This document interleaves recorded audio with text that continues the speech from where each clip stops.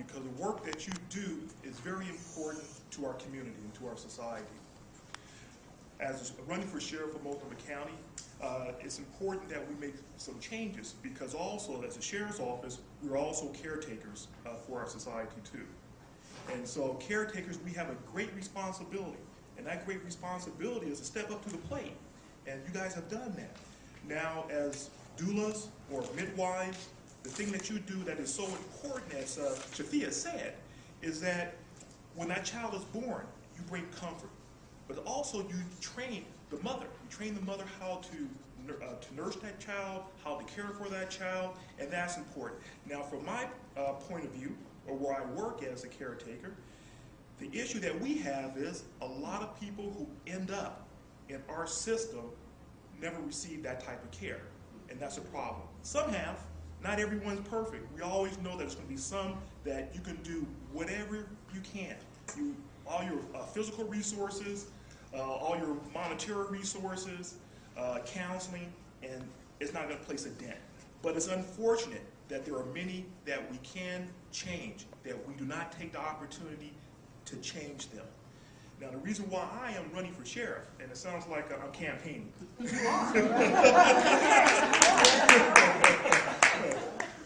Because we have, right now, we have a system, and that system is a system that's well entrenched. And some people like to call it a good old boy system. Now, what I like to call it is a system that do not want to change. That's right. If we look at the Multnomah County Sheriff's Office, about 70–75% of the Sheriff's Office is jails. That's a large amount of the agency. That's pretty large. But if we look at the big picture, and let's kind of go back a little bit, in around 2003, our nation spent somewhere about $40 billion in incarcerating individuals in our country. 40 billion. And if you look right now, we have about 2.5 million in jails and prisons in this country. I'm talking about in jails and prisons. And we have about another 1.5 million on some type of parole or probation. And so we have the largest incarceration in the world. The largest. We're not the largest nation in the world. When it comes to population, I think India has, 1.3 billion. China has about 1 billion people. And we are 300 million. And we have the highest incarceration. But here's the other thing. We have made incarcerated individuals a business. It's money. And so when you look at it, when we incarcerate someone in this country, what we're doing is we're empowering others. Now, think about this. Now, I work in the business. And so when you incarcerate someone, you have to pay people like me, but that's just a small part. You got to pay the judges and the police, but you pay the vendors. Just think how much money is being made for the jail uniforms, for the telephones. And if any of you guys have ever had anyone in your family incarcerated, when they call you, they'll rack up your phone bill because they're making something like about $3.25 for 15 minutes. And so when you look at that and how it's connected, it's a big industry. There are special lobbyists out there that do not want anything to change. They want the status quo. People like me, they fear me because I'm not interested in having more jail beds in our county. I'm interested in restorative justice. Now, basically what that is, some of you guys might know what restorative justice is, but yes, you keep people accountable for the things that they have done. And also that person needs to pay some type of restitution to the person that they victimized, and most of all, they need to pay restitution to the community. But the most important part of that is that that person needs to become an active member of our society again. Now, how it is right now with our parole and probation system, that person is constantly in and out that door, in and out that door. We have to develop a system where we want you to fail, we don't want you to change. Because once again, there is big money involved in that. Now, where we need to start moving in a direction is to, when we get people in our custody, is to start to get the community, like your organization, involved. And they need to come into our jails and our prisons, and we need to start connecting.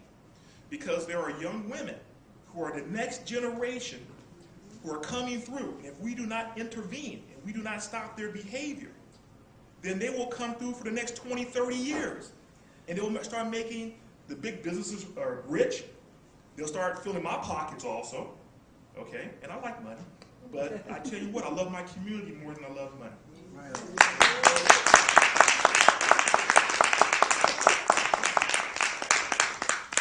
So we need to change that. We need to put a big dent in that. And so we need your involvement. We need for you to come in. And when there are young women who are pregnant, or young women who aren't pregnant, to teach them how to be better mothers, teach them the whole birthing process. As you were saying, the auntie before, you had the old auntie or the grandmother, those type of things. We need to become a community again. That's right. Because right now we're disenfranchised. We're all over the place. And once again, there are people, and we kind of go back a little bit, we look at this whole health care plan that the president's trying to push through.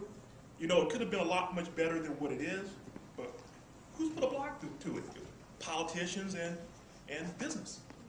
The good old boy system. They put a block. They say, no, you can't do that because we got too much money invest in this. And so what they do, they start cranking out, the propaganda. They're spin doctors. They're just cranking out everything, and a lot of people say, wow, they got a lot of money, and they're smart. They went to Harvard, they went to Yale, Georgetown, so they know what they're talking about. And so I have to follow them.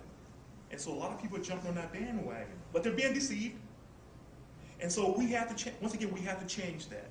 We must change. And so I invite all of you guys once again, if elected, and when I am elected, sheriff, and to come into our jails, right, to help to make a change in our county. Because it's time for change, and change has to happen now. If not now, when are we going to do it? Are we going to constantly, once again, be deceived by the special interest groups out there? I think it's time to change, guys. I really do. Okay.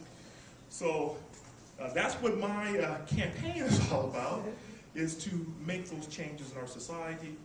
And also, I'd like to, hear from you.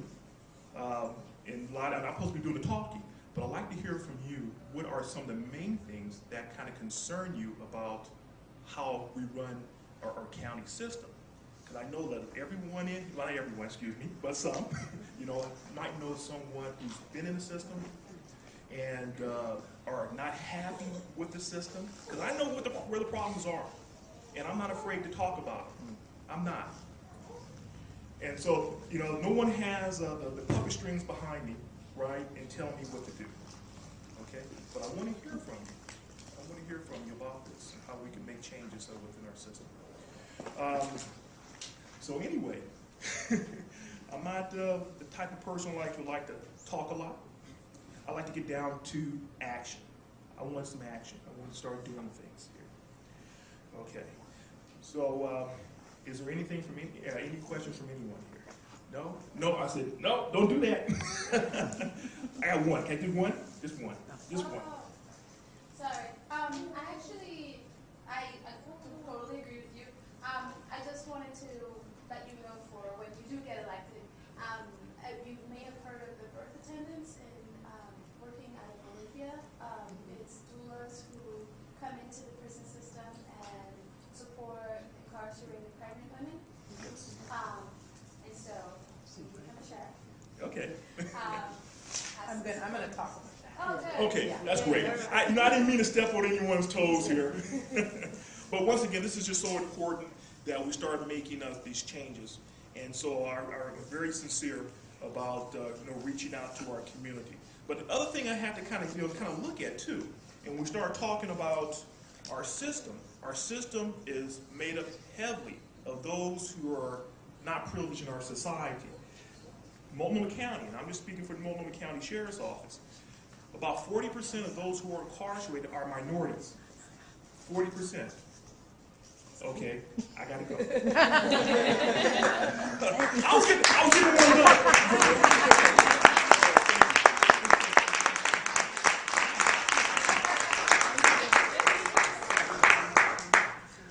Thank you very much, Muhammad Raouf. So I know you said these are all dear to our heart. So next we have our